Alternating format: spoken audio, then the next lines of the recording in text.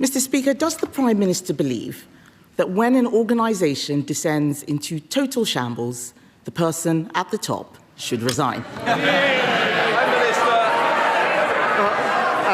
Mr. Speaker, can I first join in her comments in relation to Sir John, and I'm sure I speak for the whole House in that respect. Mr. Speaker, I was very proud to lead this party at the budget last week, where the Chancellor set out that we would protect the NHS, which we've done in the budget, create the conditions for economic stability, not repeating the mistake of austerity, and bearing down on the cost of living by taking £150 off energy bills. We're fixing the mess that they left, and I'm very proud to be doing so. Right, picture this. You're the Chancellor of the Exchequer. You've just delivered what you believe is a groundbreaking budget. You're feeling rather pleased with yourself. And then Kemi Badenoch walks in with the political equivalent of a sledgehammer and absolutely decimates every single claim you've made. Welcome to the bloodbath that was Prime Minister's Questions this week, where Rachel Reeves discovered that bringing a calculator to a political knife fight might have been a good idea. Because, spoiler alert, the numbers weren't adding up, and Badenoch was ready to show her work.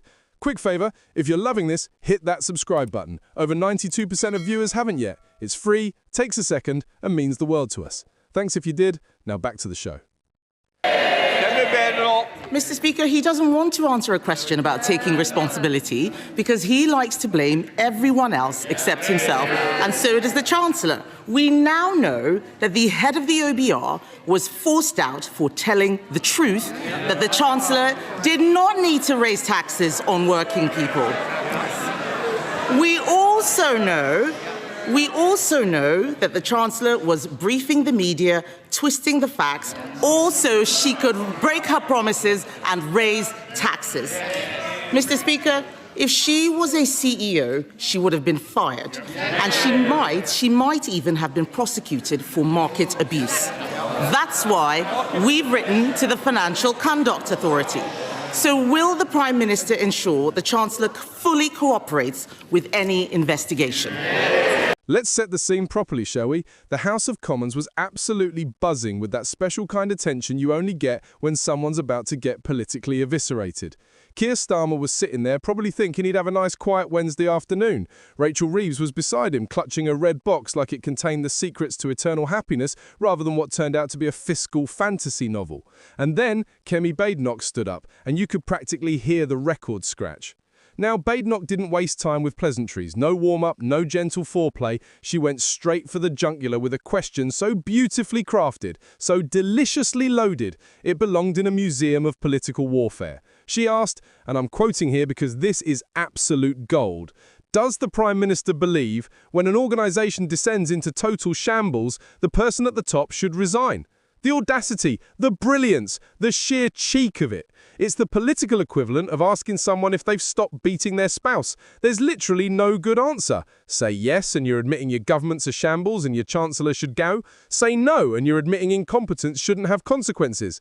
It's checkmate in one move, and everyone in that chamber knew it. But here's where it gets properly interesting, because this wasn't just some random Wednesday sniping. Mr. Speaker, she's completely losing the plot. She clearly didn't read.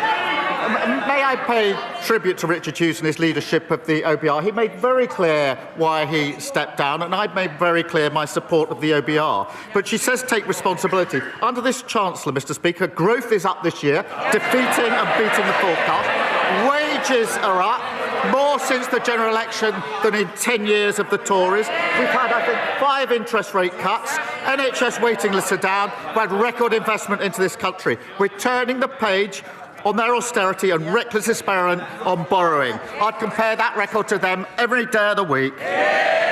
This was the culmination of weeks of the Conservative opposition absolutely tearing apart Labour's budget piece by piece, claim by claim, promise by promise. And Badenoch had done her homework. She'd brought receipts. She'd brought spreadsheets. She'd probably brought a PowerPoint presentation and a flip chart for good measure. This was premeditated political destruction, and she was loving every second of it. Mr. Speaker, the Prime Minister talks about losing the plot. Let me read to him what his own cabinet members are saying, and I quote, "The handling of this budget has been a disaster from start to finish."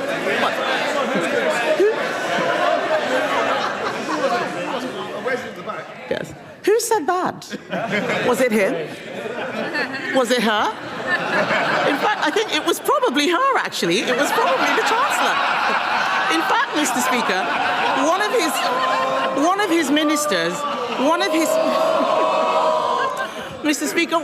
of his ministers said the Chancellor and Prime Minister look weak and incompetent. The country agrees.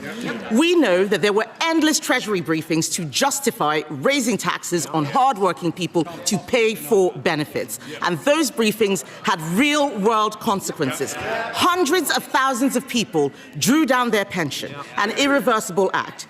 So the Prime Minister pays tribute to the head of the OBR. If the head of the OBR had to resign over market-sensitive leaks, why is the Chancellor still in her job? Starmer's response? Well, bless him, he tried. He really did. He came back with the classic political deflection. You know the one. Is in the handbook somewhere between blame the previous government and let me be absolutely clear. He said, and I quote, "We're fixing the mess that they left and I'm very proud to be doing so." Which, let's be honest, is the political equivalent of your doggy in your homework. It's the go-to excuse. It's the safety blanket. It's what you say when you haven't got anything better. And considering Labour have been in power for months now, that excuse is wearing thinner than a politician's promise at election time. But let's talk about what Badenoch was actually exposing here, because this is where things get properly juicy. Mr. Speaker, last year they left us with a £22 billion black hole. This year, at the beginning of the process, the OBR did a productivity review on their record in office, and that cost an additional £16 billion that we had to find in the budget. But notwithstanding that, Mr. Speaker, we protected the NHS, waiting times are coming down. Notwithstanding that, we got cutting borrowing at the fastest rate in the G7. Notwithstanding that, we've got £150 off energy bills. That's added to rail bills and prescription as well. Order. Mr. Holden, your voice carries more than mine. The difference is yours will be carrying outside, not in the chamber. Prime Minister. Mr. Speaker, what she doesn't understand that picking up a £16 billion tab for their failure is not a good starting point for any budget. And the OBR said yesterday, Mr. Speaker, that the Chancellor's speech was not misleading. So if the Leader of the Opposition had any decency, she'd get up now and apologise. Rachel Reeves' budget, when it was announced, was supposed to be this grand reset, this beautiful new dawn for British economics. She stood at that dispatch box and promised growth. She promised prosperity. She promised fiscal responsibility. She made it sound like she discovered some magical economic formula that previous chancellors had somehow missed. Spoiler alert, she hadn't. What she'd actually delivered was a budget that, when you actually looked at the numbers rather than the rhetoric, had more holes than a Swiss cheese convention. The tax rises. Massive. The spending commitments, eye-watering. The growth projections, optimistic would be generous, delusional would be more accurate. She'd essentially promised to fund the moon landing with spare change found down the back of the Treasury sofa. Mr. Speaker. You might be enjoying a cup of tea with Mr. Holden if you carry on.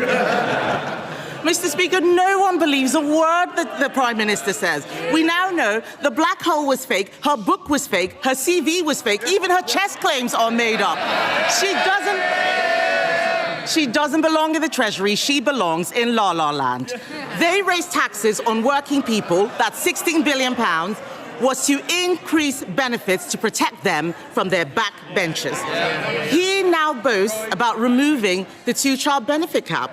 But he used to say that it was unaffordable. He even removed the whip from 7 of them for wanting the same thing. He is very happy to throw them under a bus when it pleases him. So I asked the Prime Minister, how did it suddenly become affordable at the very time he needed to save his own skin? And Badenoch, God bless her, had noticed. She'd gone through that budget line by line, claim by claim, and discovered what we all suspected. It was economic fiction. It was a fairy tale. It was, to use the technical term, complete and utter nonsense. Here's what makes this particularly delicious. Reeves had based her entire budget on growth projections that economists were calling ambitious, and when economists call something ambitious, what they actually mean is utterly fantastical, but we're too polite to say it. She'd assumed growth rates that Britain hasn't seen since the days when Tony Blair was cool and people thought the Millennium Dome was a good idea. She projected tax revenues based on an economy that was apparently going to boom like it was 1997 all over again. The only problem? Reality. Reality had taken one look at her numbers, laughed, and wandered off to do literally anything else. But wait, it gets better. Mr. Speaker, the vast majority of families we helped in the budget are in work. Yes. 3/4 of children in poverty are in working families. Their policy of nearly 10 years on the two-child benefit cap had one result and one result only. It dragged hundreds of thousands of children into poverty. They should be utterly ashamed of that.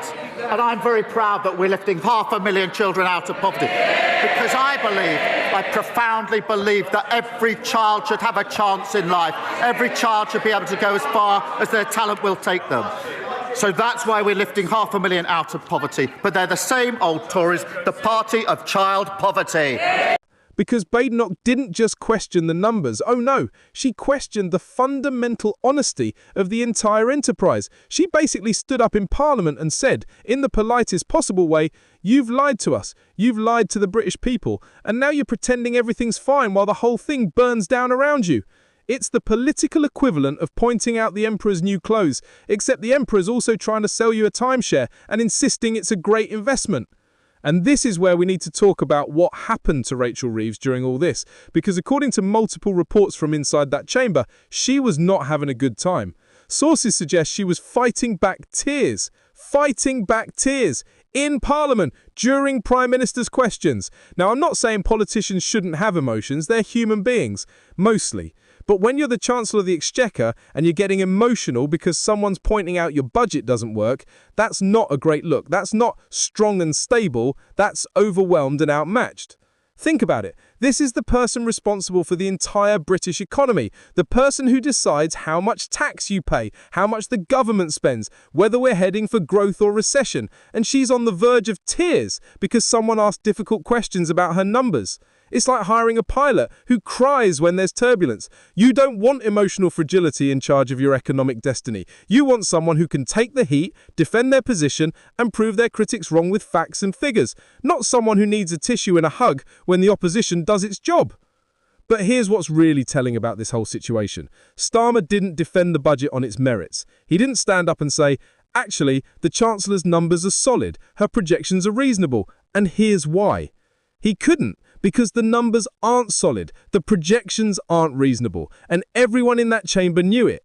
Instead, he fell back on the old classic, blame the Conservatives, blame the mess they left, blame 14 years of Tory rule, blame Brexit, blame the pandemic, blame literally anything except the fact that maybe, just maybe, his Chancellor delivered a budget that was about as financially sound as a chocolate teapot.